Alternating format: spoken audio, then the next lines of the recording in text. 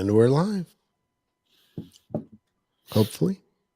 Oh, and now it says live. I know it says live. No, it's there. And of course, here we go. John got a new mixing board. And are you kidding me? Seriously. I go to hit the first sound effect and it's not coming up. Here we go. Yeah, that should be the first sound effect. All right, here we go. Ready? Let's try this again. See if it works this time. You're listening to the Level This Network. All right. This is the INTERCOT Insider Live, episode 157. The INTERCOT Insider Live is brought to you by Magical Journeys, INTERCOT's official travel partner and the Disney vacation experts. They've been with us for most of our 25 years of being online. Along with me tonight, I've got Justin. Hello, Justin. Hello, all. Justin, you look like you just took some medicine that you didn't like. What happened there? What is going on? Just life. You know. Oh, okay. Just all right. All right. Life is life. Yeah. You guys in your football jerseys. Ian Mitchell from Hi, John. Hi.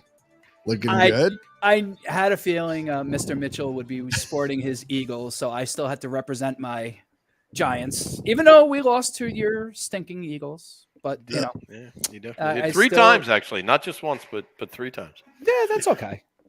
Here we go. You know how they always say, like, oh, it's really hard to beat a team 3 times in one season, but it's not for the Giants, apparently. So. It's okay. We've won as many Super Bowls as you've been to, so that's okay. I digress.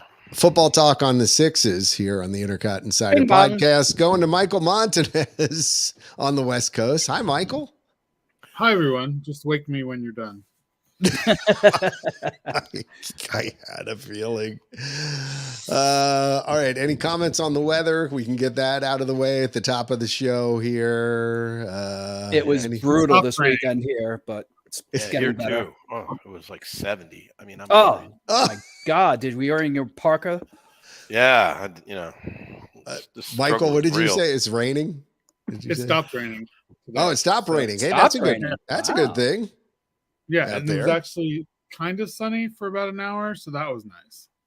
Oh, well, I didn't have to go outside, but I could see it. So you got your sun quota for the year. On the weather talk, have you all been just having a lot of gray kind of day? Like the whole of January seemed like it was pretty much gray here. No, I mean, in New York, it was. I mean, the weather. I mean, it was the warmest, one of the warmest Januaries we've had. We've had like no snow this year. I think we had a trace. That's been about it. We've had no snow whatsoever. So, which has been good. I mean, I don't mind a little snow, but you know, I don't want 6 feet of snow. Thank you. Well, I just thought I'd check. Until May. So yeah, it's been great. It's fine. Yeah, pretty much. Yeah. I forgot. Sorry, Michael, about that. Our weather has been psychotic. It was 50 degrees. Then it was 10 degrees with the wind chill. It was -5, and today it was 50 again. So it's and meanwhile Ian's 70. Right, we got it. Yeah. So it's put on a parka down there in Orlando. How's everybody doing? A couple of you I haven't seen for a while, especially Michael. I mean, it's been since everything has been good. I went to Kansas City for Christmas with my crazy family, and the day after I got there, it was -35, and I was like, "Speaking of weather, why I don't do the Midwest." Yeah, my jeans froze. Like I was just like, "This is stupid. Why does anyone live here?" And then I realized, oh, your house costs $45, and it's like $5,000. Your jeans froze? Is that what you said? No, like walking from the car to the restaurant, I was like, "What? Oh, like your jeans? You don't even have to have that close for them to freeze. That's amazing." Yeah, I don't need that kind of cold in my life. It was crazy. But it was really fun, and Kansas City wasn't horrible. I really honestly expected it to be horrible, but the people were totally friendly. The food was good. Did you have some steaks there while you were there? No, but we did have all the Mexican specialties for Christmas, and we did go out for barbecue times because that was my only requirement. But it was, and it's the smallest airport I've ever seen, which was really great. Like, I've never gotten out of the car and within 18 steps been through security, so that was fun. So yeah, come visit me in Hilton Head, and we'll see how that compares. Would you? I mean, you can not only step out of that, but then it's about less than a mile walk to my house, and it's a nice walk too. So yeah, you can try that out. But well, good. Glad you had a decent holiday. Good to see you again, Justin. Good to see you after seeing you down at Run Disney, and just a public thank you for your support on Main Street. Absolutely. And I'm sorry I couldn't join the last podcast that you were doing your recap. I was typing along feverishly, but stupid work got in the way. So yeah, but it tends to do that. Really, for most of us. Sometimes work gets in the way. Yeah. But we've got a bunch of stuff to cover on tonight's podcast. So I think probably we've got two. Do we go with Tron, or do we go with Splash Mountain? I would say Tron. Tron? Yeah, because I have an interest. I have a question. Now, Michael's the only one who has ridden the Tokyo version, and I have a T-shirt from that still. So which is now, awesome. Obviously, we've been hearing the complaints, the cast member previews, that the restraints or the seats are very, very small and tight and everything.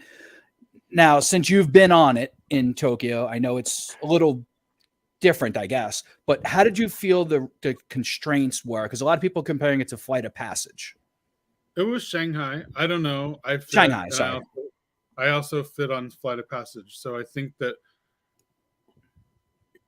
it is definitely fit for Eastern body shapes. I will say that. It is not a plus size coaster. It's not like riding. So it's definitely not like a made for American sizes, because that's the company that made it is notoriously has smaller ride vehicles. I will. Okay. Who was the manufacturer? Do you know who's? I can't remember the name of it, but I did read that it was the people who designed it are notorious for that. That was one of the things that I don't remember. It's a Vekoma coaster. And did we? They did Rock and Roller Coaster, didn't they? I'm pretty sure that's a Vekoma coaster as well. Yeah. And is it an exact duplicate of the Shanghai? Yes. As far as we know? Okay. From what I've heard, at least. The whole queue, the whole outside, everything looks exactly the same. Okay. Yeah, at least from what I was reading today. So the big thing is right now, supposedly, folks that are a little bit more on the plus size, but not even that big, really. I mean, for example, I read some tweets online. There was a woman who had mentioned that she was a size 14 or something like that and couldn't fit on it. I think it's one of those things where it's a combination of your legs have to fit in, and then there's a thing that comes up against your back, right? That pushes you kind of forward. I mean, because I got on, I would assume that what they put at the media event, which was oh my gosh, I think 2 years or 3 years ago.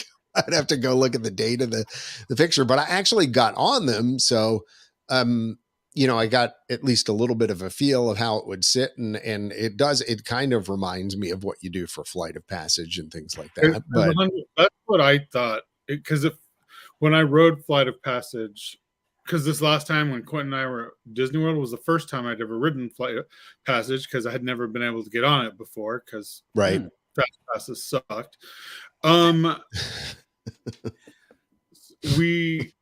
That's what it totally reminded me of, this almost the same exact position that you're sitting in. Okay. The way the restraint fit, but I will say you definitely feel like you're tighter on Tron, but then it's not just you in an upright position, they're, it's a roller coaster. Right. Well, I mean, the other thing is too, because you're sitting on top, they have to have a good way of restraining you and keeping squish you like a pancake. Yeah. Right. Exactly.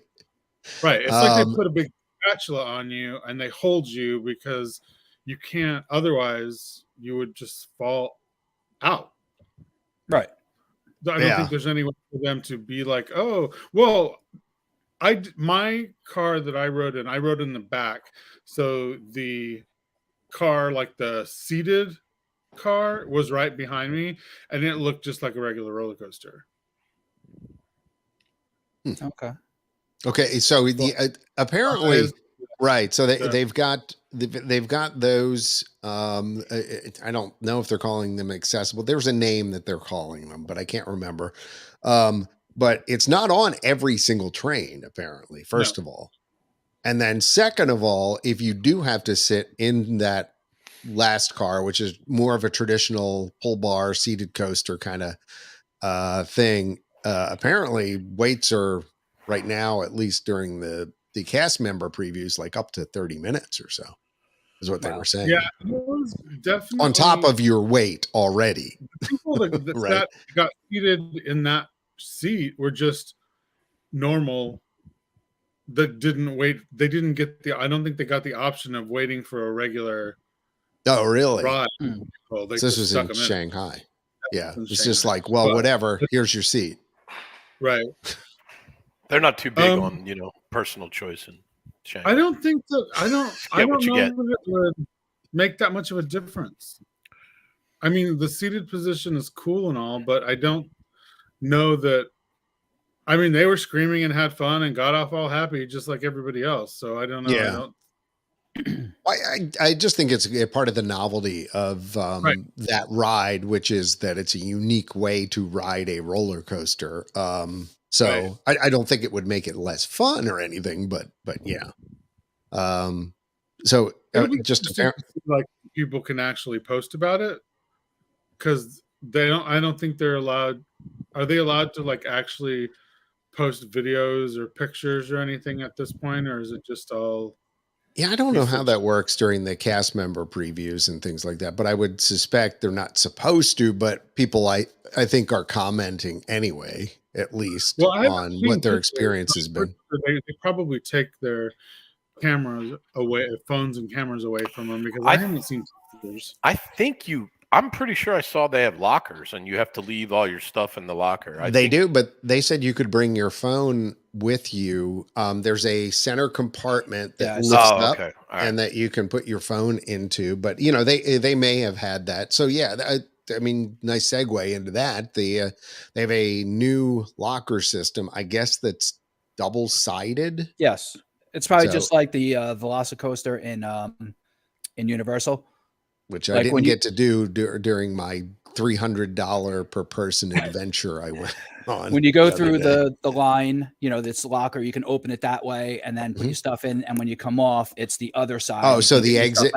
So entrance. I got you. Okay, so now actually, it definitely wasn't like that in Shanghai. It's all the regular locker system. Fancy, but it was all in and out the same side. Yeah. No, actually, that's pretty cool, I guess, from a traffic flow standpoint. I was trying to figure out what the novelty was and why it would need to open from both sides, but actually that makes a lot of sense. Because otherwise you just get everyone congregating in one area, who got off, who got on, so it was, Yeah, it was definitely like that for sure. When I went back to get my stuff, there was 10,000 people in the area, and so I had to like kind of step over people to get my stuff out of the locker. Right. Oh, but cool. All in all, it was worth it. And even if people can't fit on it and have to sit in the other seat, it is not going to matter, because it was such a cool ride. I'm just saying. It's quick though, right? I mean, it's like a couple minutes at the most. Yeah, I timed the video I saw. I think it was like just over 2 minutes, maybe somewhere in that. Was that the official Disney POV video that they posted? Yeah. I mean, it looked quick. Yeah, it was really quick, and it's super dark except for like the lights whizzing by you, and it's it was really disorienting. So by the time you got your bearings, it was over. Like it was. Really? Even when you went outside, I mean, did you realized, I guess you were outside, then right, during that part? Right. But then you've been inside, like in the queue for half an hour. And then when you hit the bright, it's like, during the day. Yeah. The whole time you're outside is like 30 seconds because you just go around that outside part and then it feeds right back in. So it's not like you're outside for a really long time. It was dark. I was actually kind of surprised when I watched the video. Like a good bit of it is just darkness. The launch is when you go right outside, correct? Like as soon as you launch, you go right outside? Or is it like you on it for a couple of seconds before you're on it for a couple of seconds and then it goes outside and then you spin around back into yourself that's when it goes. I can't remember if it goes up or down, but I don't know. The cool part, that part is 100% done just for the queue, because when you're walking up, it's totally cool having the sound of the coaster because it sounds just like the light cycles because the sound on the speakers is really amazing. Yeah. Oh, that's awesome. That's awesome. So I don't know. It's been a while. How long had it been since you were out there? It's going to be like anything that happens at Disney. Everyone is just going to complain about it because it's far more fun to just complain about whatever is new instead of just saying, oh my God, not everyone's going to be able to be on it, but it sure was amazing. You know what I mean? Like whatever. Yeah, that's kind of the way of social media, by the way, right now. Yeah. Just, 5 years ago? Whoever complains the loudest gets the most hits. Whatever 5 years ago? Whenever it opened, I was there a month after it opened. Nice. Wow. I almost died because it was the hottest. It was July. I would never felt like that. So, in case you were wondering, it's also going to use virtual queue and lightning lane, at least at the start. Yeah, no standby. No standby. And it will also. Fine. The standby queue was like 4 hours. Yeah. I'd much rather they do it this way. Yeah. Like like if they had just a regular queue for Guardians of the Galaxy, I never would have gotten on it because I'm not waiting 3.5 hours. Like there's no way. But I mean, I've been on with the virtual queue. I've been on Guardians like 10 times. Like I'd much rather. I'll take the virtual queue any day. Although that virtual queue sometimes a little bit brutal. I mean, like woke up in the morning, blinked and forgot to look back at my phone. The time hit, and 30 seconds later was sold out. Yep. Not even 30 seconds, 10 seconds. Yeah. It's gone. It's insane how quick it goes. I wish, it was literally insane. I forget what I did. I looked away for a second and looked at like a notification that came in, and I went back and I was like, oh no.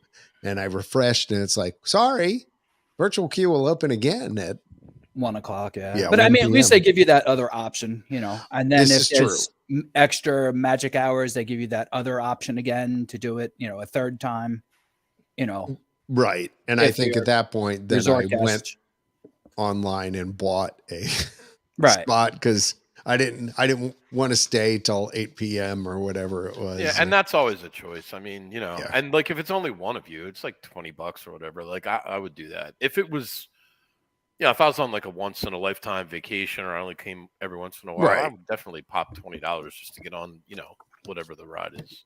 If it's good enough, and that ride's good enough. So that'll be available. Lightning Lane will be available as well. It also has Photo Pass too. Do Rise of the Resistance again. I would never pay to do Rise of the Resistance. Well, the truth is, Rise of the Resistance now, if you wake up and just go there and do standby first thing in the morning when the park opens, you can get on in 30 minutes. Plus, half of it doesn't work anyway. Everybody. What's that? Half of it doesn't work anywhere anyway.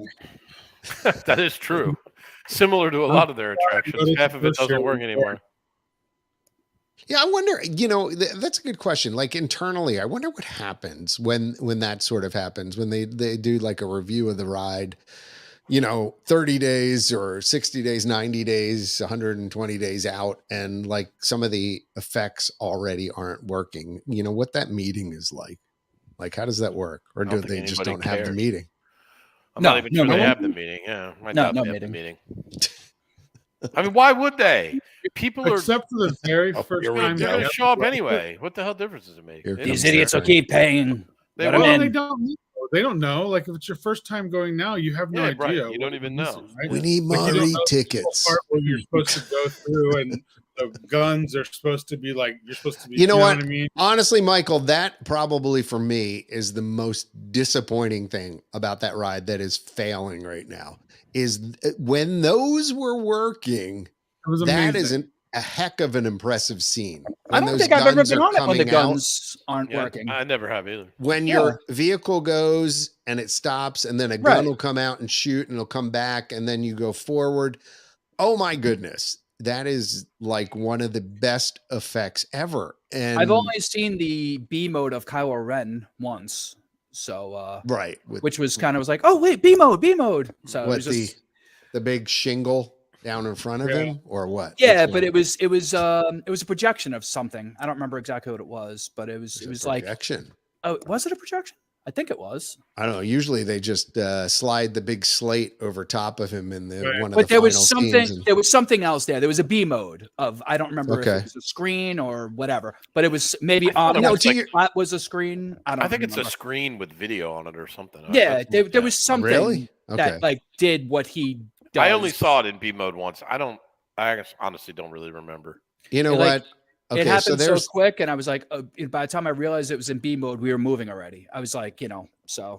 I think there's one of your, if Josh or Bob are listening, to fix that stuff. That is what separates them from other places, those kind of effects and things like that on the ride. And I think when they're not working, I get it. Nobody's probably going to notice because unless you've been on the ride when it was working, you don't know. But what you're saying right there, such a good effect. What you're saying right there about them having a part of a ride work. How about you just have the whole ride work? Well, like, how many times do you go down and Rise of Resistance is down, or this is down, or that's down, or they can't keep their basic attractions open. I mean, Haunted Mansion breaks down all the time. Yeah, it's an omni mover. It's very simple technology, and they can't. TTA breaks down all the time. And even when the TTA is running, the moving sidewalk doesn't work. The number of times that like Guardians is down, Rise is down. I mean, they're just always down. I think that goes to the fact that maintenance has been a little bit neglected over the last few years. I can understand the newer, more technological rides having issues, but the basic rides, I mean, Small World, TTA, I mean, it's how do you have those break down all the time? The honest part of it is, Justin, I mean, before it makes it to an actual ride, there has to be some testing that goes on before you actually put something in a ride. In other words, to know that it's going to be reliable enough and repeatable enough for it to work on a consistent basis. And then the question is, why does it fail like this? And why does it never come up again? Maintain them. Like there's no mystery. They just don't work on them. And then they break. And eventually when they get around to it, they'll send somebody to fix it, but nobody cares. They don't care. You think that they would have somebody like test the ride and throw a hat off to see how long that means? You know what I mean? Like that happened at Indiana Jones with the bottle of water with me. Somebody brought on a bottle of water and it went out and then spilled, and then the sensors went haywire, and that was it. Everybody offloaded. Ride closed for an hour. An hour for a water spill. I mean, that shouldn't happen. In the ride somewhere. Yeah. So, but look at what happened to my girls with Splash Mountain. I mean, they waited in line for, an hour to ride Splash Mountain 2 days before it closed, and they were in line for an hour, and they just got tossed out because the ride was down, and that was it. That was it. Ride it. Let me just say that was a delicious segue. Go ahead, Justin. Before I got a great bottle of water. I got a great bottle of water from there. You know, it was only what, $50,000. Oh, it's beautiful. Oh, I have like 10 I want to sell you if you want them. It's in a bag. Right is that okay? Just take him into the backyard, hose him down, and sing zippity doo dah. There, it's just like the ride. Same thing. I paid Ian to make that transition. That segue was glorious. So Splash Mountain closed on January 22nd. And the second thing that I had on my little cheat sheet here was, of course, the water being sold online. Thank you, Justin. Sorry, I didn't know you had it. That's good. It's funny. Apparently, I mean, I did anyone actually buy it? Did anyone track those auctions that were going on eBay where people were selling little jars of water for? Sure. It was like $129 or something like that. People are stupid. Yes. people have more money than sense. I will say, I think is no, what people are crazy when it comes to Disney. Like they really are. They just are crazy. They have to have everything. I mean, water from Splash Mountain. That one's a little like you might need to re-examine your life choices if you're buying. First of all, what possible guarantee do you have that water actually came from Splash Mountain? Well, it's a certificate of authenticity. Right. Zero. And no, did they show the video of the person like scooping it in? No, they don't. Of course not. Of course not. I mean, even if they did, all that means is at some point in time, this dude had one bottle of water from Splash Mountain. It doesn't mean the one you bought is a bottle of water from Splash Mountain. I know. Like, I couldn't believe. I'm like, how stupid are you? It's not even stupid. It's actually kind of sad. Like that people are that desperate that they would I just don't understand. They're craving to have a piece of the attraction. Well, isn't it? I mean, your life choices. Off subject, but isn't there some eBay auction out right now of for sand Tom Brady's sand? Also, re-examine your life. Tom Brady's sand. Yeah, where he retired, where he announces his retirement. On the beach. Sand from the beach. Well, you know what? I mean, honestly, I feel like Disney's probably missing a moment here where, like, for the attraction where they've demolished certain pieces of it, or they're hammering apart like the mountain or whatever. Just put it in bags and have a little. What do you think they're doing? Are they doing that? Yeah, they sell. Where have you been? They've been doing that for like 20 years. They sell them to that. There's like an off. I'm talking about a piece of a rock or something. Yeah. Not talking about. They sell all that stuff to that. There's like a reseller company. I can't. Well, I know they have that sort of stuff. Usually, but that would normally be like scenic stuff that's in the ride or whatever. It'll be like Rare Rabbit but it wouldn't be like an actual chunk of the mountain or something. No, probably not. Like at one point, I had a piece of the Berlin Wall that when it came down, somebody sent me a piece of it. Of course, I can't find it now, but that was novel at the time. So I mean, who knows? People might buy that kind of stuff. But. Yeah, I'm sure they would. That's history. This is this is history to Disney people, to Disnoids. I mean, for all the people that bought a light bulb when the first time that the electric light parade was supposed to be going, and then it just came that's back. right. Remember? I forgot about that. Light bulbs at Christmas ornament. Awkward. Oh my goodness! And of course, you were mentioning Ian, your daughters got hung up in the long lines that were there on what was it, a day before or the day of? Saturday. Yeah, it was Saturday. No. Well, you know what, geniuses? Listen, if you people had been riding this ride for the last 10 years.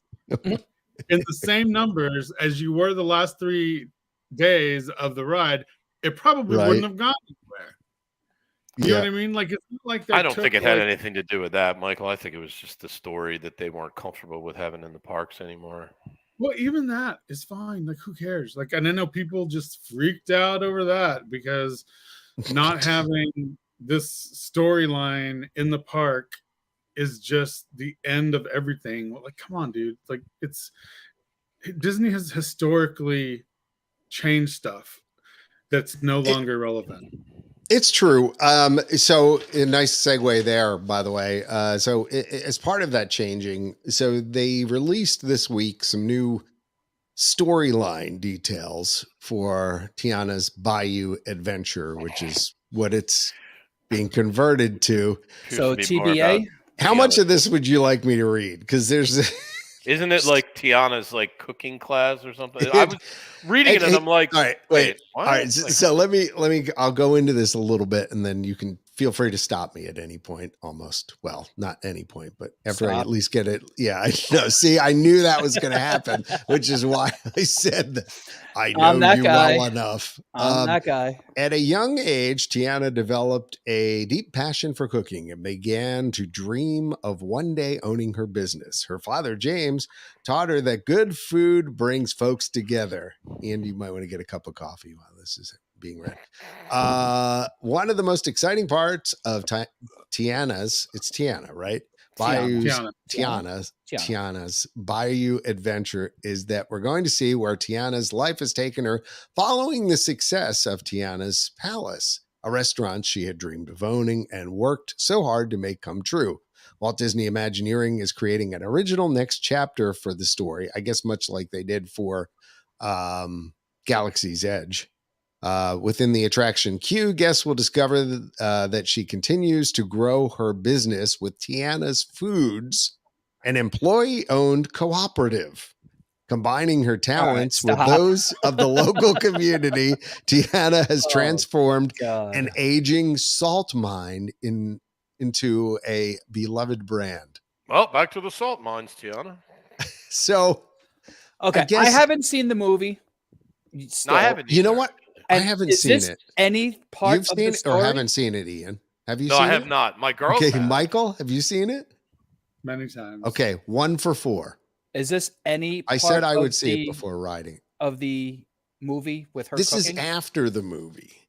Right. Oh, after. Like, so this is part of the like side story in the movie is that she wants to own a restaurant. Okay. All right. That's so they have some basis for it then. Okay. Yes. Right. I thought they were just like making this up out of the ether. No, she's saving her money to open a restaurant. That's like the whole.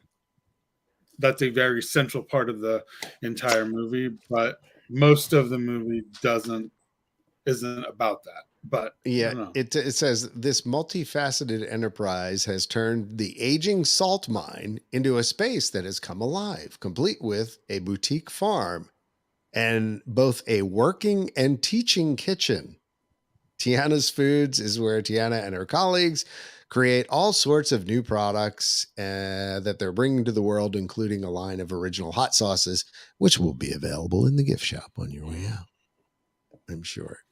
So, yeah, and they're throwing an amazing party during Mardi Gras, sorry. So they're just going to reuse that whole last scene as a Mardi Gras party. I'm guessing that's kind of what it sounds like, Michael, if I were to be a little bit skeptical. A betting man. If I was a betting man. So food for the party is being prepared and beignets are being loaded into crates for celebration. All kinds of preparations are underway for the journey into the bayou with Tiana, along with new and familiar friends from the animated film. And it picks up where the story left off, bringing people together. So there you go. Her only friend died because he went to go find his moon girlfriend in the movie. Like, spoiler. Now, why should I watch it? I mean, I know. You know, I don't think after spoiler alert. Spoiler alert. Yeah, really. I mean, thanks, Michael. As far as the storyline, it's much less magical than like Frozen, or it's not the same sort of thing where magic is the thing that's. I mean, like kissing the frog is magic, and there's but it's. I don't know. It's like, I mean, they don't like say it, but it's really like voodoo magic. I don't know. Like, so I don't think they could have focused on this. I don't know. So is Dr. Vasilier going to be the one like to direct you over the fall? Probably. I would think. I mean, I would guess so. I mean, yeah. they have hey, like the are the vultures. That's a good point. Yeah, you got me at this point. I have no idea. You know what? I'm going to reserve my opinion until I see it. And then if I hate it, I'll tell you. Was Princess and the Frog the last one that they did actually hand drawn? Yes, and right, that's why I'm actually kicking myself for not having seen it yet. But I promise before it opens, I will go see it. Before the next podcast, I'll watch it. Okay. The animation is beautiful, and it's very much a nod to how it used to be. Okay. Which means I would probably love the film. Mm-hmm. I suspect I would like it too, John. Since you'll probably never see that style done again. I know. It is noteworthy. And that irks me to no end, by the way. All right. Homework for everybody. Yeah. So homework for the next podcast is to actually watch The Princess and the Frog. I mean, all right. Okay, that'll be good. And then we can have like a discussion with people who've seen it, and maybe people in the chat can watch it and bring up points. And absolutely. Well, and I'll watch it next Sunday because there'll be nothing else to watch. I know. If I'm at the end of television, they need to bring back 1923 or Yellowstone. I can't handle it. Yes. We just caught up on 1923, except for this week's episode. But today's John, episode, do you do the Yellowstone thing, was what? Do you do the Yellowstone thing, John? Are you a Yellowstone guy? Did the Yellowstone? No, I have not watched the Yellowstone thing. My wife watched had watched a little bit and a half, and it was really good. And I got sidetracked on something else, and I never went back to it. It's really good. Plus, they have a couple sequels, prequels.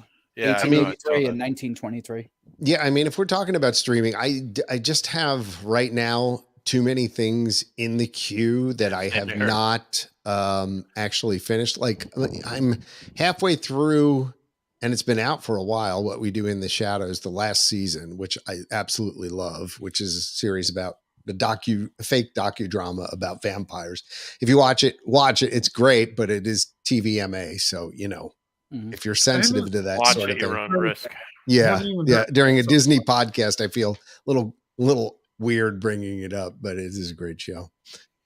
Mandalorian's returning soon. Picard, Picard, the final season is coming, which reunites, for those who watch Star Trek The Next Generation. I realize this is not Disney, we're now into Paramount, but it reunites pretty much of the TNG cast, which is pretty cool. So I've got that. Well, one of the best reboot type things that has been on television or on the internet. Picard is amazing. Yeah. But I haven't watched it yet. I've watched Discovery, but I haven't watched Picard. I was also a Star Trek nerd, so. Yeah, especially TNG. I mean, I think that was, for me, that was, I still go back every once in a while and watch those and I still enjoy them. But Patrick Stewart's one of my favorites. Because Picard's like 800 years old now. Like I know. Well, that's just, yeah. You're right, Michael. I just started watching. Come on, he ain't running from nobody. He's done. Like stop, or I'll say stop again. I just started watching Mayor of Kingstown, that Jeremy Renner series. Yeah, from Taylor Sheridan, who does. Exactly. Yeah, he has 5,000 shows on TV right now. Yeah, well, he does good stuff. Yeah, I haven't seen it yet. Mayor of Kingstown also very TVMA, but very good. I love Jeremy Renner. I always have. Going back to like what was that movie he was in? Hurt Locker? Was that Hurt Locker? Yeah, he was really good in that. So and he's really good. The Town. Yeah, Jeremy Renner. Unfortunately, really he's been run over. So that was I was gonna say, isn't that the guy who got run over by like a snowplow? Yeah. So, but it's been really it wasn't good. a snowplow. It was like a snow monster truck. Well, right. Took him out. That's I had a ski lift snowplow kind of thing. Very TVMA though. So like for folks again, I feel a little weird on the podcast. With now children, we mentioned had 2 TVMA. Don't watch for that mature audiences only. For mature audiences only. Yes. Nobody's talking about it, so it's. Well, Yellowstone is also TVMA. Yeah, so for sure. Is it? I mean, oh yeah. What is going on here tonight? It's like TVMA. We're flying off the rails. It's just the next generation of anti-hero shows, right? TNG. I mean, it's The Sopranos and Breaking Bad and all that. I mean, yeah, Kevin Costner as a cowboy. a lot of it is for shock value, 100%, but it just it's also not cable, so it's. This is true. Yeah, but now what network does air that? It's not FX. What Paramount Who's Plus. that? Paramount Plus, yeah. Paramount Plus, yeah. But by the way, which is also where Mayor of Kingstown is, by the way, and also where Top Gun, yes. the latest movie is. We just watched that again the other night, and we're reminded of how much we liked it the first time. Oh my god, you haven't seen it? No, you know what? I missed it in the theaters, and now I'm kind of like, because I'm gonna find like some second run theater that's playing it because I want to see it on a big. You don't have the surround sound thing. I mean, I do, but it's not big enough. Like I saw it on a plane, so I definitely have to watch it on a bigger screen. Gosh, wrong with you people. It was so good. It was so good. It was very good. But yeah. Anyway, and adjunct to that, the TV streaming shows. While we get off of the end of Tron here, apparently the sequel has been greenlighted for Tron. By the way, quite accurate. Tron. Now I don't know how do you say this? Is it Ares? Ares? Spell it. How does it spell? ARES with an apostrophe. That's Ares? Yeah, but I'm thinking about res. Get it? I mean, like derezzed and things like that. I'm wondering if it's Ares. Probably. I don't know, but I don't know. Anyway, apparently it's been greenlighted and is starring method actor Jared Leto. Oh, I can't stand him. Not a big Jared Leto fan. He was awful as the Joker. That was the worst acting in a movies, because he was in multiple movies as the Joker. He was horrendous. So sorry. Really? Okay. Yeah. Well, I mean, that's what's being reported at this point. So I don't know. I'm done with him. Don't know what to say there. All right, I don't have a segue for this one. We've got new parking lot names at Epcot. That's really? I didn't hear this. Latest thing. You haven't. Breaking news. Yeah, wait. There's new parking lot names. Do I have that? I don't know. This will be followed by this just in. Update. New parking lot names at Epcot. Yeah, the entire lot apparently corny. Yeah, they got rid of like Discover and Imagine and Journey and things like that, and now it is apparently divided into two themes: the Earth side and the space side. And within the two sides, the names will feature a variety of familiar characters like Crush, Dory. I'm guessing this. I'm not. This is probably from Big Hero. Hi. Hey. That's Moana. Oh, that's Moana. Yeah, the chicken. The chicken. Yeah, that's okay. I was Moana then as well. Rocket, Gamora, Wall-E, and Eve. So apparently that's space. Week. Yeah. And they just destroyed Epcot. Wait, I do. It's a parking lot names. I'm not really. It's not. I agree with you, John. I get it. Like I'm not. It's not a burned out. I'm not going to go nuts if it's a burned out light bulb or whatever. But Justin's right. Like it's just the loss of the identity of the park. Like it's just Magic Kingdom. Part 2. It is characters, and we're going to have Moana, Journey of Water, and the Nemo ride and Ratatouille. Like it's just IP this, Kingdom. IP that. It's Magic Kingdom Part 2.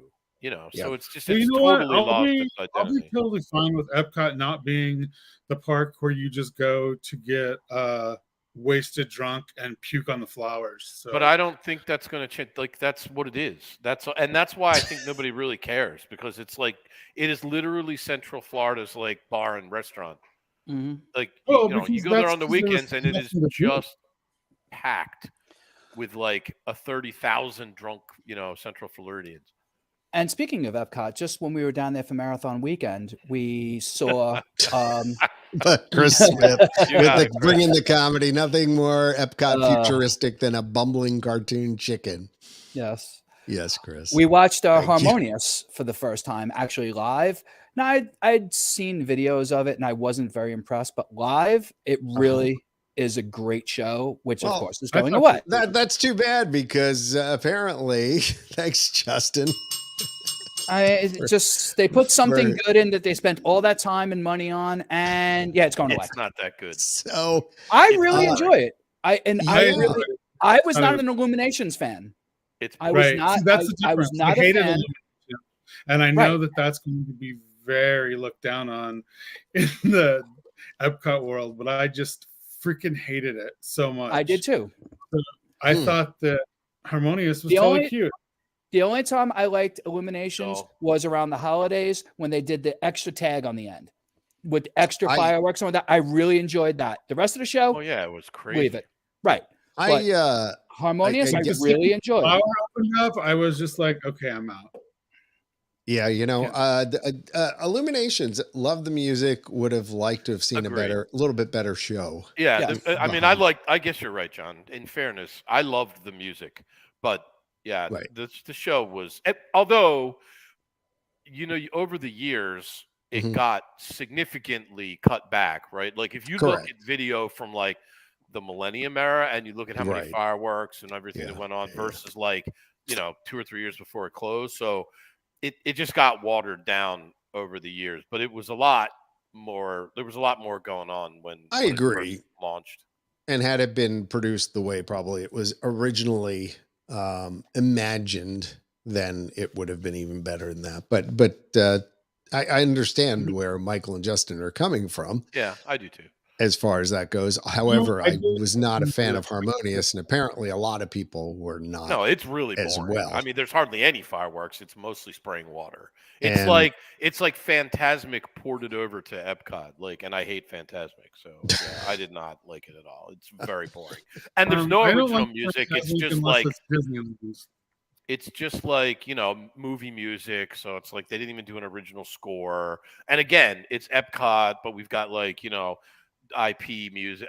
It was horrible. I really hated it. I think to your point, Ian, I mean, I think that's a good one, actually, that the original score part is, I think what made Illumination so endearing for so long is that it was just such a great piece of music. But again, still could have been done better. And with today's technology, maybe bringing that show to light, it would be pretty cool, but ain't gonna happen. So that apparently, folks kind of didn't enjoy the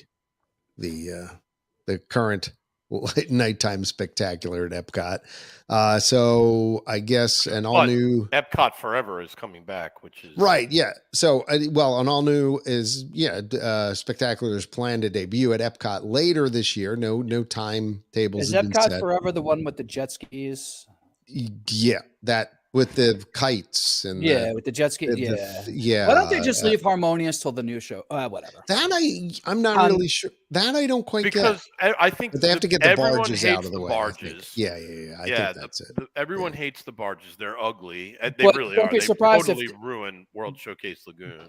But the new show will probably be based on those because they spent all that money on they're not. Those. They're shipping them they're somewhere going. else. I saw. That's what they said. Oh, they're taking them back and they're either shipping them somewhere else or they're cutting them up. They already said that they're not, that they won't be part of the new show. Okay. I think they're just ugly. They ruined World Showcase Lagoon. It just looks terrible with those big. I think at least they could have left the fountains on or something. It might have been right. Well, that was what it was originally planned, and it just never happened. They never were on during the day or anything, and it blocked the sight lines. How much money can it really cost to put some fountains on? I mean, they even cut out all the fountains. Does it really cost that much money to run a fountain? I don't know. I don't know, Margot. I do not know. Okay, here's a little Illuminations trivia. I did not know this. Okay. So the music was supposed to be composed by Hans Zimmer. I was just seeing who did it because it was really so good. But evidently he was too busy and he asked Gavin Greenaway to do it, who was his right hand. So that's probably why it's so good. That's interesting, actually. That's some good trivia there, Michael. There was, and I have never been able to find it. There was a show that I saw on like, I don't know, Discovery or something. I guess it was around the millennium, and it was all about, and it was all about the making of Reflections of Earth, and like how they used this like very advanced sort of computer program to sync the fireworks with the music and all that stuff. It was really fascinating. I really wish I could find it. If anybody listening knows what it was called or has seen it, like, no, I've never seen it. Although I do know from watching another special about something the way Disney stuff that basically they patented the system that they use to be able to launch the fireworks and the propulsion that they use to send them up into the sky. Like they don't just shoot them off; they actually push them out of the shells and things like that. It's like a whole thing, and that they have some copyrights. Yeah, like air launch. You're right. Yeah. By the way, the reason why we laughed a second ago, Chris Smith mentioned on our live chat, which by the way we do during every single live recording of the podcast. So join us usually on Sunday nights at 8 p.m. Once a month. He mentioned sink the barges and make a coral reef for the living seas, which is pretty funny. Thank you, Chris, for commenting. Appreciate it. But as far as nighttime spectaculars, another one going away as Happily Ever After is returning to the Magic Kingdom on April 3rd too, which is going to feature some all new projections down Main Street, USA. What's the show now? Goodness. I couldn't even tell you. It's yeah, I can't remember the name of it either. Okay. But you know what? Let me tell you, it got a ton of hate, but I actually thought it was pretty good. Okay. I mean, I don't like the Magic Kingdom fireworks because I just don't like I love the projections. It looks great, but I just hate the fact that everybody crams in front of the castle to watch it, and it's like a living hell. So that is kind of whereas you used to, kind of watch it from all around. Yeah. We actually, when we were leaving Magic Kingdom for Marathon Weekend while the fireworks were going on, they had that back path open by the Noodle Terrace that goes... Yeah, behind the buildings on the right side of Main Street if you're walking in. Yep. They actually had taped off areas where you can actually watch the fireworks from there. And we just stopped for a second. It's actually not a bad viewing area. Really? Yes. From backstage, essentially. You miss some of the stuff on Main Street and whatnot, but you see the castle, you see the fireworks and everything. It actually wasn't a bad spot to watch it from. So just, if you don't want the crazy crowds and you kind of want to be closer to the exit, maybe go over there, watch it, and then run out the back way and come out by the hat store. Yeah. Have anyone watched the video that they put out of the new Disneyland fireworks? World of Color one or the other one at the actual Disneyland park? Actual new fireworks. Yeah. No. Baymax. No, good. Yeah, it looks amazing. And Baymax flies. Whoop. Oh, yes, I did see a video of that. Baymax flies? Yeah, I saw a video of that. Yeah. Or a picture of it, one of the two. I like that. I feel like they haven't used that IP enough, quite frankly. I thought that was a really good movie. I would agree. Well, they will as soon as they open up the wharf again, because I think it's going to be really cool. That they're changing. So people understand, they're changing the wharf area in California Adventure to, what is it? Some sort San Francisco or San Fran. So I only saw that movie once, but I really, really enjoyed it when I did watch it. So I really have to watch that one again. It's one of my favorites, which is weird because it's a very rando thing to love, but I love it. I actually agree with you 100%, Michael. I remember going to see that movie with my kids and just thinking like, this is just going to be awful. It just looked weird, and like I didn't even know what it was about. And like, I don't know, like halfway in, I was like totally in love with Baymax, and I loved the plot. And I'm like, this is it was so good. I must have seen that movie I probably watched that movie 10 times, like at least. Like I love it. That lives on my iPad. So if I'm bored on a flight, that's one of the ones I'll watch. I think I need to go back and watch it again because I remember liking it a lot when I first watched it. I only saw it the one time. I got to watch it again. It's one of those Disney movies that really has. It's really very good. It's because it like I said, it looked a little silly. Like I was like, what is this? And then like you watch it, and it was real. I loved it. It was fantastic. Well, so Michael, since you brought up Disneyland, the 100th anniversary celebration is going on at Disneyland Resort.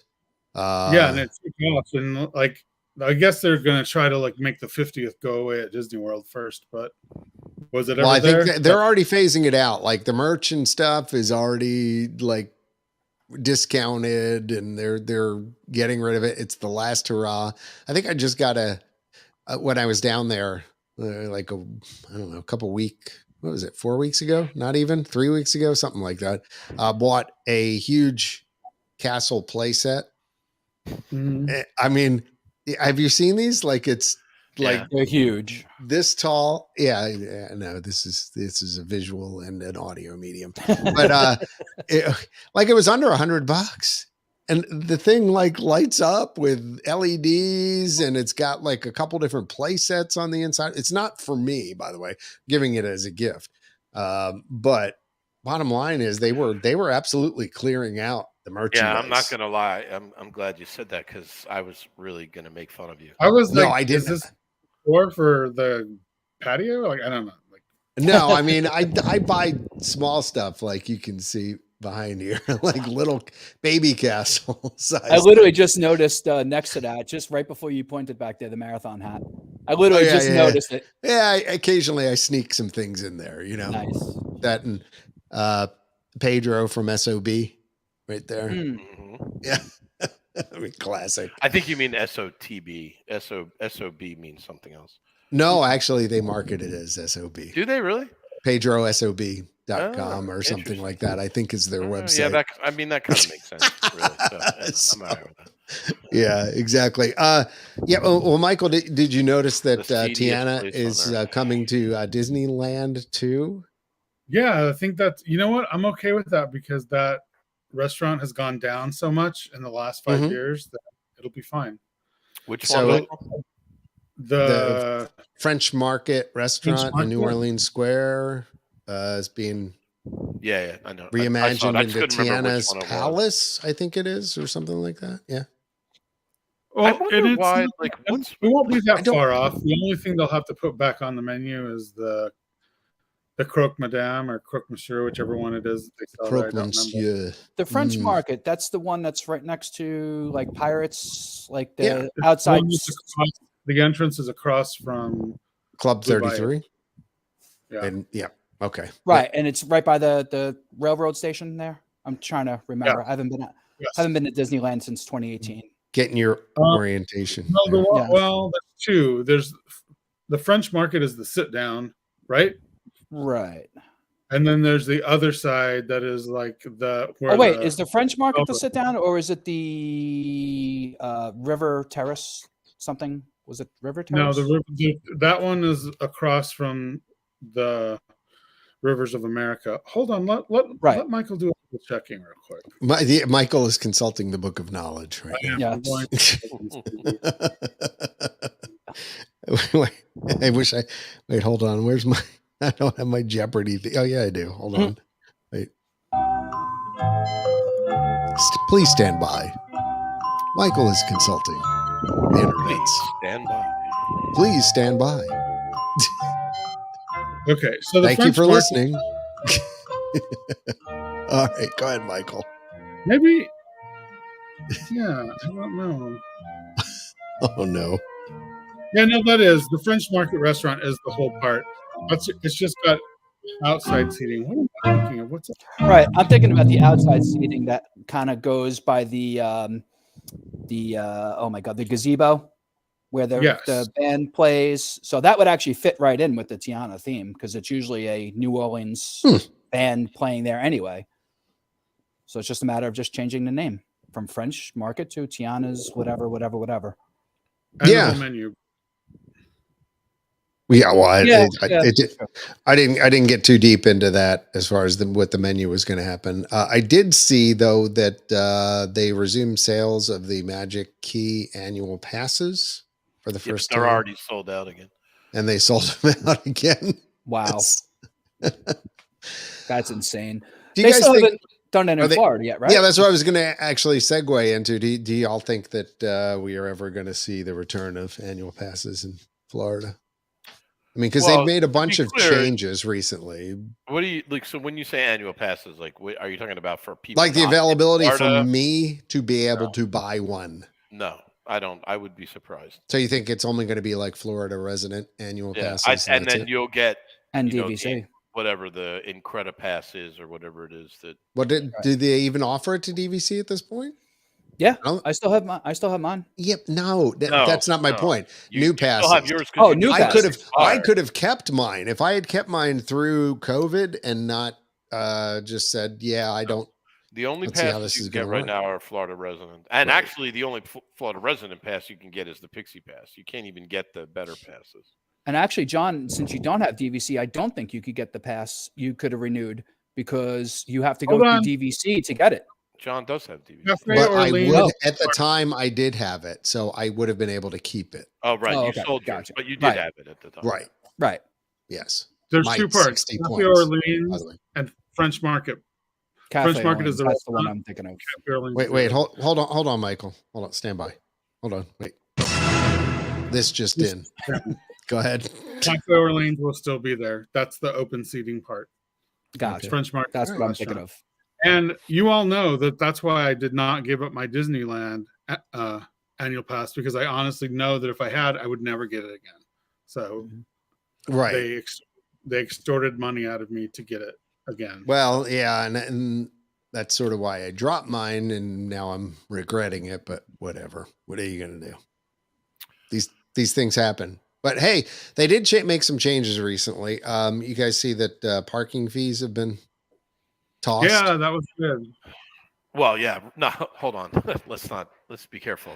Okay. Resort parking fees have been tossed. You still pay through the nose to parking. No, yeah. Sorry, I did. Don't get everybody all excited. However, I did not mean to imply that resort parking is a big deal. Like, that's a lot. I mean, I agree. Yeah, it was ridiculous that they made you pay for it. Now, of course, I'm sure they just raised the room rates by $20 a night. Mm-hmm. I personally, I mean, if you have garage parking, John, I'm okay. But like, if I'm parking out in the middle, I got to walk, half a mile to the main building, and you're still charging me for parking. That irks me. I don't think you're alone in that. And so apparently they reversed that. Mm-hmm. I think that's something. Well, I like how they reversed it and they acted like they were doing this just for the guests. Well, don't buy into it. Don't buy into it, people. They're just throwing you in. Well, and the other thing, this is the other thing that made me laugh. They announced, we're going to remove the restriction for park reservations for annual pass holders after 2 p.m. Except on Saturday at Magic Kingdom. And then they were like, at some point in the future. Just kidding.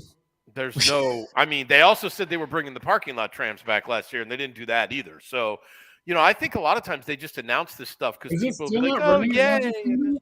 The Magic Kingdom trams is the only one that's right. Oh, wait, I think Animal Kingdom is running now too. But Animal Kingdom was running. Epcot. Studios and Epcot. Yeah, and depending on where you park at Epcot, that can be a little bit of haul. And I'm just those back lots. It is a long walk. Especially, if you're all the way down the end. First of all, you've got to walk. Yeah, because you got to walk all the way up just to get to the down. And imagine having an elderly parent or you yourself being elderly. Really and think about it now. Not only do you have to walk, but then even once you get up to the park, it's still like a hike even to get anywhere. Well, that's the whole middle's closed off. So you got to get to Japan. Like, that's far. Yeah, it's a long walk. It is a hike. Epcot is the only park where every time I go, I pay for preferred parking because it's behave. Annual pass holder, it's only $20 for annual pass holder. Still, I don't have to pay $50. Worth it, as opposed to free. Because you get free parking as a pass holder. I get free parking. It is well worth $20 to me not to have to hike all that freaking way in the Florida heat. And the bloody stumps. Yep. Yeah. When we were down there for Marathon Weekend, the first day I got down, I was parked in Create with the old names. The second to last spot all the way, if you're looking at Spaceship Earth, second to last spot all the way to the right. It literally was a 15-minute walk from there to the entrance of the park. And I walk at a pretty decent clip, and it was 15 minutes. I timed it. Yeah, 15 minutes to walk in, because you can't just go straight across the parking lot, right? Because they have like the water and the trees. You have to walk towards the middle and then up. You can't even walk all the way across. So that was fun. Which is wow! Nice. Did I bring that to a screeching halt? Wow! I don't have a car crash. Ouch! You know what? I'm one of those people who always rents a car because I don't want to have to get an Uber from the airport, and I know it's $1 million more. But just on the chance that I want to go do something that doesn't require Disney or take a bus to the Springs, you know what I mean? Like I like having a car. It just makes me feel like I have more control. So it will be nice to not have to pay. We don't drive. I never drive to the actual parks, but for nighttime stuff. We usually do drive to the parks, except for Magic Kingdom. Well, I felt like it also was penalizing those of us who actually drive to Walt Disney World, you know, as opposed to those who or people who bust in or whatever. Yeah, exactly. Well, but I mean, for resort parking, as far as that goes. Well, but I mean, I could stay at a resort. Well, that's true, I guess. So it would penalize you as well. They're already charging a fee. They're already charging what fee? A resort fee. So you would think that they would somehow. Do they actually charge a resort fee? I don't think they do. I mean, you know, I know Hilton and everybody seems to do that at this point. I know, like Swan and Dolphin do, but I don't. Yeah, absolutely. I honestly thought they did. So if they didn't, that's fine. But still, park. Well, I mean, especially so parking when you do the moderates is dumb because it's not like they're nice lots and you're just like parking like in a motel parking lot. And at least you're closer to your. That was my point. Yeah, absolutely. But like, if you at Animal Kingdom, the one time Quentin and I didn't pay for valet and we walked, I was just like, we might as well walk from the airport. This is so far. Like, this is crazy. Yeah, Animal Kingdom, depending on where you get, if it's a crowded day, certainly you can be out in the nether regions. But the trams are there at least. So as far as getting to the park, but you're right. I mean, that's what I was saying. Like at a value resort, when you're parking at you know, who knows how far away, like, especially at like, I'm trying to think, like Coronado Springs or something. If you're like in one of the casitas way in the back or whatever, I mean, you're like, I swear it feels like a mile from the front of the resort. And they're charging me because I'm parking right there. Why exactly? I mean, couldn't we just include this in the room cost? So I guess that's what they. Yeah, like, I mean, if you really stop to think about it, like optically, right? What's better? Okay, you can charge me $800 a night, and then I got to pay $50 worth of fees when I get there, some resort fee and a parking fee, or just charge me $850 for the room.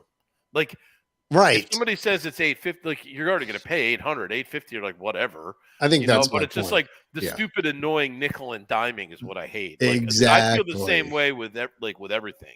Everything. Like, I don't want airline fees. Just charge me whatever you need to charge for the ticket so I can get on the damn plane and put my bags on. And I hate that, like, nickel and diming stuff just drives me crazy.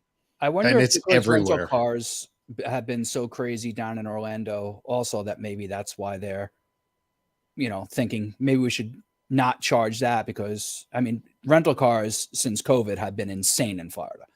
For Marathon Weekend, I finally got it. Yeah, true. I finally got a decent deal, but it was still probably $50 to $70 more than I would have paid for that time back in 2019 for the car. So it was just, I mean, the days of, I think at one point I got a rental car for $15 or $19 a day or something. Oh, sure. Sure. I used to get that all the time, but like it was now, ridiculous. Yeah. I think I got it for $30 something a day. And that which actually was $74 a day by the time you added all the fees in. Well, yeah, sure. Yeah. I was like, my daughter's flying down for spring break at the beginning of March, and like I'm looking on all these, and I couldn't find anything. Like American was like $900 round trip, and United was like $1,100. I mean, this is from Philadelphia to Orlando. We're not flying to, like, Milan. No, and, I mean, so usually like, a pretty inexpensive flight. Southwest was like $750, and I'm holy like, crap, this is ridiculous. When was this? Well, here's the other thing. Was this Southwest over the holidays? Did not have a single. No, March 3rd to the 10th or something. Oh, Southwest did not have a single nonstop flight from Philadelphia to Orlando. Not one. Wait, what? Yeah, crazy. Anyway, I go to Spirit, and Spirit was like one way, like $128, and I'm like, all right, like sweet. So then I'm going through, and I'm like, and then they're like, well, do you want an assigned seat? And I'm like, well, of course I want an assigned seat. So okay, that'll be $50. And it's like, how many bags is she checking? And I'm like, that'll be another $50. You want to take a guess what the final fare? So round trip was like 127 both ways. Would you like to breathe oxygen on your? Yeah. The final fare was $500. Yeah. Oh. And you know what? I paid it because it looked way better than everything else. Cheaper than the $500. We used to always try to get round trip from JFK to Orlando for $500 for the two of us. Round trip for the two of you. That's round trip. Even back then, and that was still like the max. Side. I mean, that's the max we would pay. Now I'm not even seeing anything under $700. I often remember going round trip for two from Philly people to Orlando two people on Southwest for $98 one way. Like, right. I mean, yeah. Not one way, round trip. Sorry, that was $98 round trip. Wow. When they first came to Philly, they had really great fares. That didn't last, but I mean, you paid $500 and then you still have to get on a Spirit plane, so that's double jeopardy. Yeah, I never flew Southwest, never flew Spirit. I'm not flying Spirit. It's my daughter. Amtrak, and I have 3 other kids. Yeah, so Amanda says Amtrak stops at Kissimmee. Yeah. We do Amtrak home. Like we have been, because how long is it? If I fly the whole, it takes like overnight. If I fly the whole family from here to home, it's like the whole get it. 30 it's like person $4,000. Like I don't know. It's not that worth it to me to go to Penn. Like if I was, like I said, if I was going to, Paris or Rome or something, okay, but not to go to Philly. Like no, thank you. No one wants to pay to go to Philly. Here we go. People who want to attend a Super Bowl parade. Here we go. The losing Super Bowl parade, sure. Nobody has a parade when you lose, Justin, except New York. By the way, thanks for turning this Empire State Building green. That was very nice. That was, I cannot. I don't know if you've seen the comments. That quickly explain, because we got to move on. For some bizarre reason, it was very strange. I have to say. The Empire State Building, which for those of you who don't know, is in New York City. Right. Every now and then changes the colors for different things, and for some God knows reason, they changed the colors to green and white when the Eagles won the NFC Championship game. I can understand. They went on social media and said, green for the. I mean, it wasn't like an accident. No. Yeah. I mean, and people are like, well, did they make a mistake and put it for the Jets colors? But no, they actually made a comment that it was for the Eagles.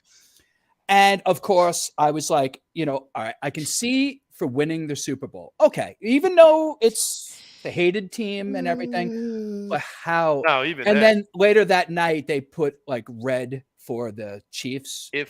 But I think that was an afterthought. Yeah, exactly. They were like, "Oh yeah." That was a complete. No, we did it for the Chiefs. Yeah, and if New York went to the Super Bowl, Philadelphia would structure the lights on one of their buildings, so it looked like, I can't do that on camera. Ooh, so it looked like a giant middle finger. I mean, that's like going to the Rocky statue and putting, a Giants jersey on that, which is so. By the way, the Niners learned that's a really bad idea.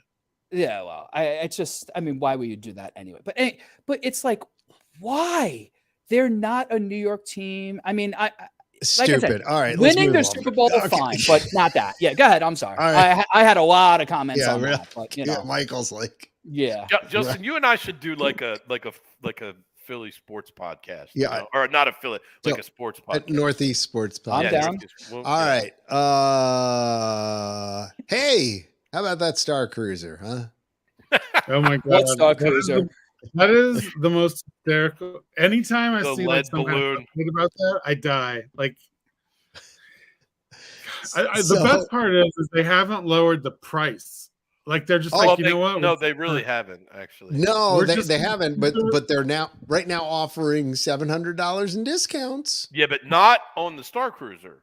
It's only $700 on another hotel if you stay on property after the fact. It's not on the Star Cruiser, and it's only for the Floridian, the Yacht Club, and the Beach Club. Oh, so basically, you're getting half a night for free. If you stay at the Star Cruiser, we'll give you one night free at Deluxe Resort. Is basically what they're. If you stay longer, no. The stay at the Galactic Star Cruiser is somewhere around $5,000, something like that. Yeah. So, apparently they're not selling out, and they're starting to look at ways to. There's only 2 market it. They're so far from selling out. Did you see the last thing that they in January? They canceled like so many nights, and they were like, "You can move to another one, or we'll give you a refund." They didn't even care. They were just like, "You know what?" That there weren't enough people booked. They just canceled those. They're like, well, I mean, because I would imagine there's a minimal cost of running the thing, given X number of employees and things like but that. They don't pay their cast members anything. How much? You know what I mean? Like, how much could it really be? Well, but that I think speaks to how many people were booked. Yeah, right? maybe. Yeah. Was it 2 departures a week or 3 departures a week? How long? How did it work, Ian? Do you know? Was it I don't know. You'd have to ask. That's a good question. Actually, it was what, a 2-night thing, right?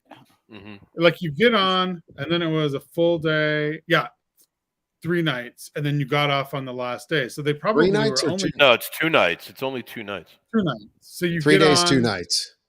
Yeah. Yeah. Oh yeah. The last day though, you'll just leave. Like no one boards until like 5 or something in the afternoon. So kind of like a cruise ship, I guess. Yeah. Right. They have enough time to like squirt Windex on everything and pretend it's clean. So we're good. Yeah. Unfortunately, I only got to do a abbreviated sailing, so I don't really know how the were the you full there thing. overnight, or did you just go for the afternoon? It was just a day. We were there for like 4 or 5, 6 hours, maybe something like that.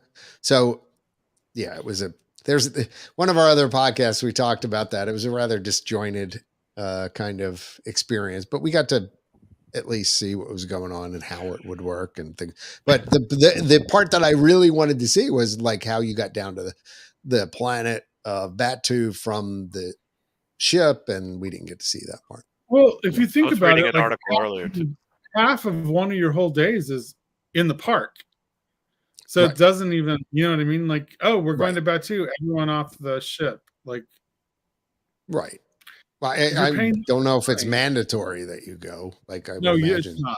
It wasn't. Yes. I did see several people that just stayed on because they were like, I've been to that. I'm paying for this. What were you going to say, Ian? Sorry. I forget. Oh, okay. I actually saw a post yesterday, as a matter of fact, I was reading it, and it was like interviewing all these people who had been on it. It was a typical slam post. And the one woman likened the rooms on the Star Cruiser to windowless bunkers. She said they were like the most unpleasant rooms she's ever stayed in her entire life. I don't know if I'd say that, but they're tight, they're compact, and yeah. I mean, the beds are like built into the wall, and yeah, they're only single beds, right? They're whatever, like, full. They're not like even queens. They're just like. I don't remember if they have those. Honestly, I did. Now it's sort of fading from my memory. Like, well, we thought I have to go back and that. look at my pictures to see. We had thought about doing that this year. Yeah, and then we were, I wanted to do it. I have a big year coming up, so with birthday and retirement and everything, and we were going to do that for that, but then I was like, you know what, let's look, and we actually got a Disney cruise from Vancouver to Alaska for almost the same price for 7 nights than that was for 2, and decided to do that instead. So you're doing the Disney cruise to Alaska? Disney cruise, yeah. Nice. June 12th to June 19th. Oh, so nice. yes, Fantastic. Yes, it's a combination 50th birthday and retirement cruise. So I like it. Yes. So wait, June what, Justin? 12th to the 19th. Dude, I'm going to be in Vancouver that same weekend, the 12th weekend. Okay. We'll talk. Quentin and I will both be there. Okay. Oh my God, we will talk. Sounds good. Yeah, right. Okay, so in the 7 minutes we have left, we've got Garden Rocks. 7 minutes. Yeah, well, you know. What? Try to end by 9:30. Garden Rocks and the Flower and Garden Festival coming to Epcot. I guess the Flower and Garden Festival is going to start on March 1st and run through July 5th. Right now, what? That is like 4 months. I mean, like I know. Flower and Garden. No, 4 months. Yeah, I know. 4 months. I saw a few people commenting like, okay, I'm not sure in June and July those flowers are going to be doing so well. No. Which amused me. I mean, but yeah, long run after the when does it end? July what? Festival of the Arts. Like July 3rd, right before 4th of July. July 5th, actually. People always complain that it was so short, right? Like I remember last year. Well, what do Festival of the Arts is really short. Do they have anything during the summer, or does that go directly into food and wine? That goes and food and summer vacation people. Well, I think when does food and wine start? It's Not shortly July after 5th. No, that's like the end of August now. It starts. Well, yeah, but there's basically about a month of nothing. Don't they have something? No. Or is that just summer? It's just summer. They don't need any. I mean, in the summer, that's just they don't need summer. Oh, sounds like summer. That's what I'm thinking of. So is anyone good going to be performing? So yeah, let's go through and we'll see. We'll go through the Garden Rocks lineup. And you want the whole lineup, John? I've got it right here. Oh, I mean, I have it too. Do you want to do it? Or? Well, I mean, we can alternate if you'd like. That's you go first. All right, let's do that. You're the delicate flow guy. Let's just go to the important ones. Well, no, but I mean, I think it's fun to see whether everybody knows who some of these are. Musical tastes, people are. So, Okay. so kicking things off, Steve. How do we say his last name? O'Sherry. O'Sherry. Yes. Almost like O'Sherry. O'Sherry, yes. Who used to sing with Journey? Yes. One of a couple different people who have sang post Steve Perry. Well, he was in between Steve Perry, and then when Steve Perry came back and then left again. Right. And then I don't know Arnel Pena and the guy who's with the YouTube guy. What's the YouTube guy? Dean Castronovo. No, that's a different band. Dean Castronovo, who was actually in another band recently, and then Generation Radio, who left that band and then went back to Journey again. So he's the drummer, but he sounds just like Steve Perry. Well, Journey's a mess right now anyway. Yeah, they are. And I think their bass player left, right? Too, or got kicked out. I don't know. It's a complete mess right now. Jonathan Cain and Steve Sean are suing each other. They're suing each other now? Yeah, it's bad. Ian, we lost you. Yeah, your audio suddenly went like almost. It was almost dead, and then How about now? There we go. Yeah, now it's good. Yeah. What? That's odd. Yeah. Sorry. All right. So next up, you got former American Idol sensation Daughtry from March 5th to 6th. Yeah, know him. And then Tommy DiCarlo, formerly of. No idea. He's the guy who auditioned, I believe, on YouTube to be the lead singer of Boston. Oh, Boston, maybe. Yeah. Oh. Yes. Mm-hmm. Yeah. The new singer of Boston? DiCarlo. No, the original lead singer was Brad Delp. I know that. Yeah. Brad killed himself. Yes. He unfortunately offed himself. But DiCarlo, I believe is I'm. All right, we're going to have to get through this faster, John. It's almost okay. Go ahead. Next. March 12th to 13th, you've got Smash Mouth. Hey now, you're a fan of Hey Now, you're an all-star. And I don't know who this next one is. Mike Del Guidance? Del Guidance? Yeah. March 17th and 18th. No idea who he is. He is It looks like he maybe was with Billy Joel for a while. It looks like he's one of Billy But why Joel's. is he there instead of the Hooters? Okay, go ahead. Moving on. Next one. Next one. Here you go. For those of you who cannot live life without more cowbell, March 19th to the 20th, you got Blue Oyster Cult. Very nice. Nice. Burning for you. Take My Breath Away. It's Berlin on March 24th and 25th. I saw them last year. They were very good. Terry Nunn in Berlin. Yep. Never mind. The 26th, 27th, you got the Pointer Sisters. Isn't it the Pointer Sister at this point? Oh, I don't know, but it's didn't one of them pass away? I'm sure, but recently? It's called the Pointer Sisters. So let's. Okay. Like Luis Figueroa. Yeah. No. Who's new and I don't know. No. April 1st to 2nd. Piso 21. No idea who that is. No idea on that one. To be determined. April 3rd. Oh, I like them. Yeah, they're good. Excellent. They're solid. You got a little Starship featuring Mickey Thomas, April 7th. Nice. Yeah, what is that? What was their? Didn't they have what was that song they had in the 80s? We built this city. Yeah, we built this city, right? Yeah. Yep. Don Felder, formerly of the Eagles. I saw him at the North Charleston Coliseum along with REO Speedwagon and Styx. Does formerly he play of Eagles? Yes, he does. Yeah, okay, yeah. I might go see him. April 9th and 10th. Who I think is a Christian rock band. You missed one, by the way. No, you just did Don Felder. The 14th and 15th, you missed. Oh, that's not on my list. Oh, Blue October, 14th and 15th. Go ahead. That's going to make Dawn very happy. 16th and 17th, Ian? Yeah, you got Switchfoot, who I think is a Christian rock Dare band. Me to Move. No, I don't think so. No, I thought they were. Nope, don't think so. All right. Dare Me to Move. This next one's a classic. Flock of Seagulls, fitting right in with Guardians of the Galaxy. April 21st and 22nd, Mike Source there. Next. Yeah, you got, what do you got? I don't know who this person is. Joe D. Messina? No clue. But somebody probably knows who she is. The 21st to the 22nd of April. Yeah, baby. 23rd and 24th. 23rd and 24th. Hey, baby, come back. Peter Beckett, the voice of Ambrosia. Or is it The Biggest Part of Me? I have no idea. April 28th and 29th. Yep. Yeah, the 30th of April and May 1st, you got Cool in the Gang, which is a pretty Get solid. Down on it. Yeah, that's Get down. We saw them once. They were very interesting. How many of them can be alive? Jesus. What's that, Michael? I don't know how many of these people are actually real. Yeah. Well, yeah.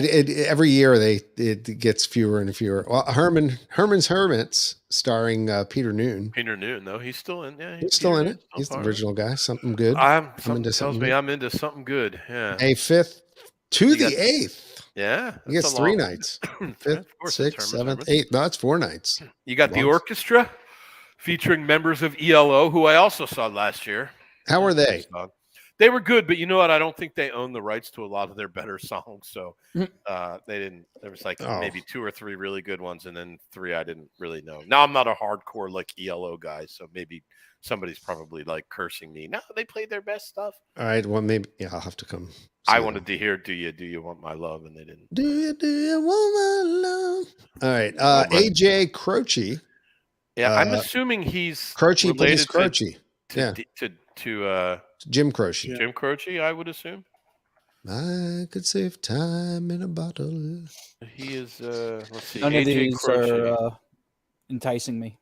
I don't know if he's related to Jim Croce or not. Actually, he's got to be. It says Croce plays Croce, so I'm going to guess plays his own Croce. I would hope they would at least keep it. It is in fact. All right, Jim you're Croce. Next. Yeah, he's the son of Jim. 21st. Okay, I'm going to go see that because I love Jim Croce. Yeah. May 21 and 22, Casting Crowns, who I've never heard of before, but I'm sure they're very good.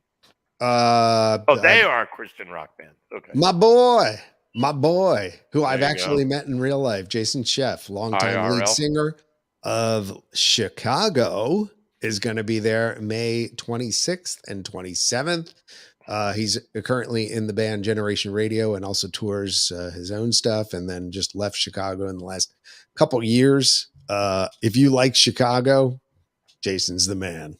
He was the guy who replaced Peter Cetera in about 1986. So he actually was a lead singer longer than Peter Cetera. Moving on.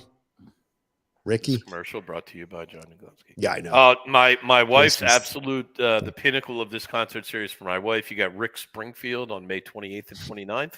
All right. Plain white tees. You got a little plain white tees. Yeah. The Spinners, June 9th and 10th, who I probably will go see. Commodores, June 11th and 12th. How can you miss the Commodores? I got to go see that one, right? Ties, feet times made it. Vertical Horizon. Never heard of them. She's everything you want. They had a big song. She's everything you need. Yep, they're good. Oh, Tony Orlando and Dawn. No Dawn. 18th and 19th of June. The 23rd to 26th. Simple Plan, not to be confused with Simple Minds. I don't know who Simple Plan is. No idea. They're Living This Color. next one I'm super excited about. I'm going to see Living Cult Color of Personality. Sure. That's right. Little Glamour Boys. That would be really good. I'm feeling. Yeah. And wrapping up things on the right before the birth of our nation. Yeah, the July 2nd and 3rd. Everybody have fun tonight. Everybody. Wang Chung tonight. Wow. Nice. That is the Garden Rocks lineup for 2023. And again, that runs from March 1st and runs through July. Michelle Carbonar, I see your post. I haven't looked at the video yet, but I will and ping you on Facebook if it was this. On behalf of Disney, if you're not over 50, we apologize that you have no idea who any of those people are. I'm over 50 and I don't know who any of them are. Yeah, I mean, admittedly, about a third of the lineup I didn't even know, and I worked in radio for 10 plus years. I don't think I knew half. You know what?